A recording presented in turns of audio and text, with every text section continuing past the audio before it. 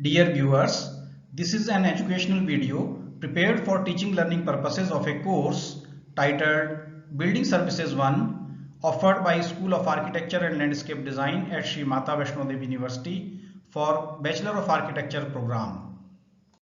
We shall have an overview of water supply scenario through the ages in different civilizations, as well as we shall be learning water supply requirements as recommended by National Building Code of India. In this image, we are viewing typical scenario of an Indian village where there is a pond, and that is the only water source for the village community for all their activities, including toilet and kitchen. These images force us to realize how precious the potable water is and how difficult the life of the people is who have to obtain water from the only available source in their community. In other countries, scenario is much more challenging, particularly when they come to know that the only water well, which was the only source for the community, has turned contaminated.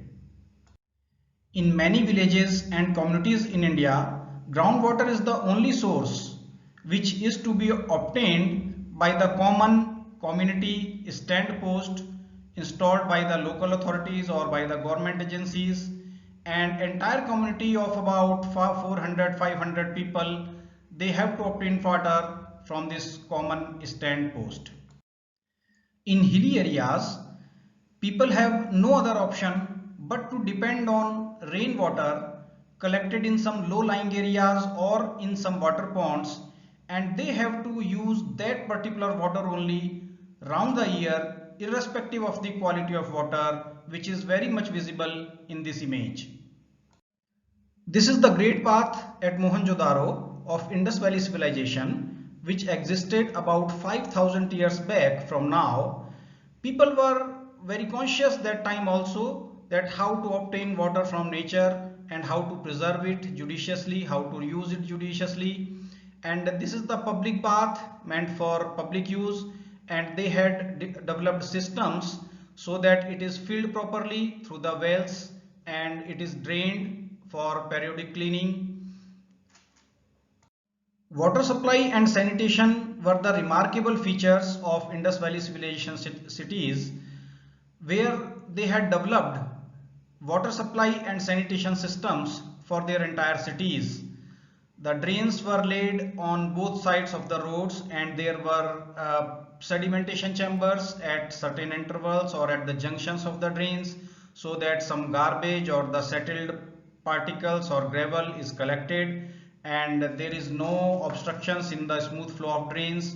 Also, they had devised the well technology, and they had constructed so many wells in the cities. About 2000 years back, Romans had also developed water systems, and they had constructed so many aqueducts to carry water from the natural resource points to their cities.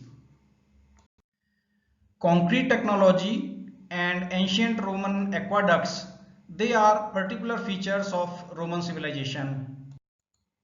In this image, we can see how they have developed the structural system also for their aqueduct, which is running at the top, and how the load is transferred to through these arcades. Those are in 3 tiers, 1, 2, 3. In Greek civilization also, some water pools are found in archaeological excavations, and we can see there are certain flights of steps, and water can be accessed at various levels by the users. So many forts were constructed in India from 13th century till 17th century at the hilltops, and there was no water source available. They depended on rainwater only, and they had devised the systems through which the rainwater was collected through the rooftops and the fort walls, and it was collected at a central reservoir. People had also devised systems for screening, filtration and sedimentation of collected water before discharging the water to the central reservoir, which was the only source of water for the entire fort, for all the residents, for all the animals like horses or elephants in the harsh climate. In some of the developments, people constructed their mahals, havelis or buildings around a central pool which was the only source of water for their all domestic purposes round the year.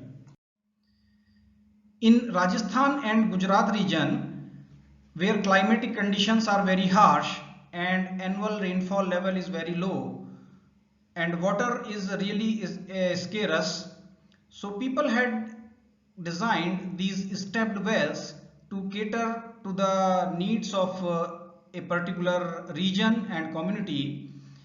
The beauty of these stepped wells is that these were the catchment areas and rainwater was collected to these ponds, to these designed stepped wells, which were impermeable in the nature.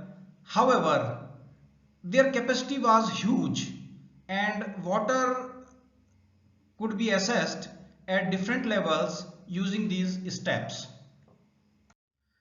Now we have advanced technologies and we are obtaining water from various resources, the groundwater, or we are transporting water from another areas, and these steps wells are not so contextual. However, these stepped wells have now become the architectural and cultural heritage of our country. This is one of the most famous and very large stepped well uh, at a place called Patan in Gujarat. The name of this particular stepped well is Rani Ka Vav, and this is a UNESCO World Heritage Site. The height or depth of this well is about 100 feet from the ground level. You may imagine 10 stories. And this site is also known for its architectural as well as artistic beauty, because there are so many sculptures very beautifully carved on the root and on the walls around this well. In Himalayan region like Himachal Pradesh, Uttarakhand, the life is very difficult so far as water availability is concerned, and people have to really lead a tough life in order to obtain water. There is a concept of khatris, there is a concept of baolis, and there are individual water resources also, individual khatris also, and that is the only source for the community or for the individuals to obtain domestic water from the nature. This image indicates a pleasing and cheerful scenario where water is available in abundance and children have the opportunity to play with it, and drinking water is supplied to the community and the village through the common pipeline. However, the limitation is that water is available at a common point and it is not available in individuals' houses. This image is a bit scary, and we can very well understand that how precious the water is, how important the water is for our life, and how scarce the potable water is nowadays in the cities. This scene belongs to Delhi, where you can very well see that Delhi number, and but the lesson learned from this image are that unless we are thoughtful and we judiciously use this natural resource, so we won't get water for our future generations.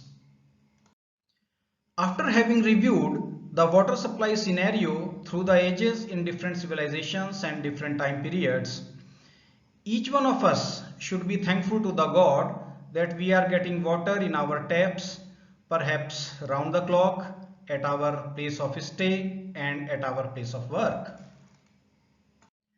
So dear viewers, we just had an overview of water supply scenario. However, that was the introductory part only, and our technical presentation would start now. And in this particular course of building services, which is entitled as water supply and sanitation, we shall be learning the terminology related to water supply and sanitation. We just had an overview of water supply systems, and we shall be studying water requirements in buildings. We shall be studying water storage methods, water requirements for fixtures, and how to calculate the pipe sizing, what are the concept of pipe sizing, some distribution systems for multi-story buildings and at community level. Then we shall be studying more about water supply pipes and fittings and valves and devices used in water supply systems. IS 10500 released in 2012, Indian Standard for Drinking Water Specification.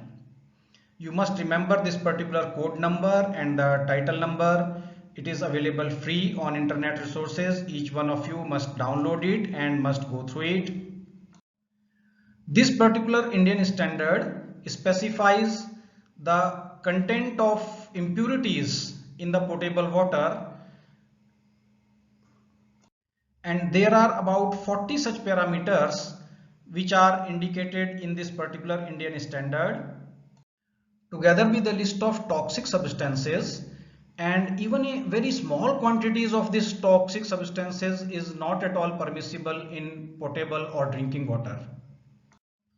IS 10500 2012 indicates 11 parameters which are of prime importance so far as we have to judge the quality of potable or drinking water.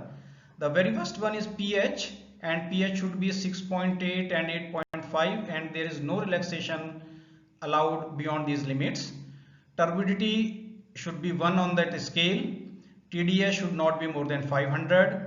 Total hardness should not be more than 200. Sulfates should not be more than 200 milligram per liter. Magnesium should not be more than 30. Nitrates should not be more than 45 mg per liter. Chloride should not be more than 250 milligram per liter. Residual free chlorine should not be more than 0.2 milligram per liter. Calcium should not be more than 75, and in some cases permissible value is 200, which is allowed in the potable water. Total alkalinity or the CaCO3 content, which is converted into CaOH and hence become alkaline. So standard value is 200 and maximum permissible value is 600. It is very interesting to note that tap water quality is the best in Mumbai and it is most unsafe in Delhi as per the findings of Bureau of Indian Standard. A survey was conducted by BIS in November 2019 and they have submitted their report. On the basis of findings by BIS, they have ranked the Indian cities as per water quality tests. So we can see that in the middle column, number of samples failing, we can see that they had collected 10 samples from different locations, and this last column indicates that number of parameters of samples failing, that water sample has failed on how many parameters. So Mumbai 10 samples were collected and 0 sample was failed, and Bhubaneswar and Hyderabad 10 samples were collected, 1 sample has failed and it has failed on only single parameter. Whereas we can see that in Chennai 10 samples are failed and on 9 parameters, and in Delhi 11 samples are failed out of 11 on 10 parameters.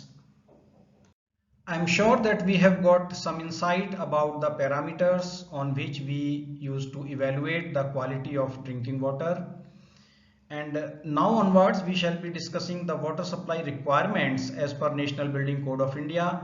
I request each one of you to please download the National Building Code of India Part 9. You may get it on internet sources.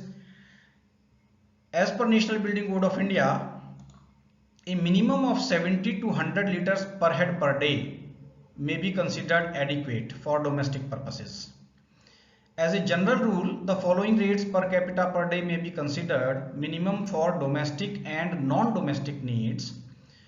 For communities with population up to 20,000 and without flushing system, so water supply through stand posts common, which we have seen in earlier slides. Minimum 40 liter per head per day is considered adequate. Water supply through house service connections, where service connections are provided to individual houses, so 70 to 100 liter per head per day is considered adequate.